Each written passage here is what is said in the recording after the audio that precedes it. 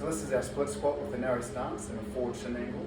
So in terms of setting it up, I'd have my left leg or my left foot underneath my left hip, my right foot underneath my right hip. So just make sure you don't get too narrow with the stance.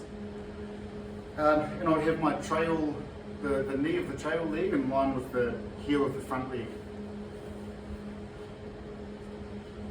So that's a pretty good setup there. From here I stand up. So just a couple of other things to keep in mind. Make sure I don't have any twisting, I stay square on. Make sure I stay tall, I don't fold forward or flare. So just keep that upright as I possibly can. All the pressure is going to go onto the front leg, so all my weight will go forward. And initially, just until you learn to get the positions right, because it can be a pretty demanding movement, feel free to use like a wall assistance, and then you progress towards being unassisted, and then you progress towards using dumbbells. But the idea, get all the weight on that front leg, hips are square, nice and tall.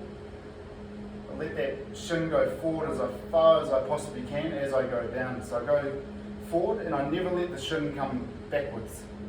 So that's the whole idea, is keep that shin forward, but I don't let that front heel lift. Keep that forward for as long as I can. And then even when I'm coming up, I keep that shin forward and I never let them come backwards. So shin forward, shin forward, shin forward. And again, if you need to, use that. All the weight, shin driven forward as far as possible, heel is still down, shins forward, shins forward. No twisting.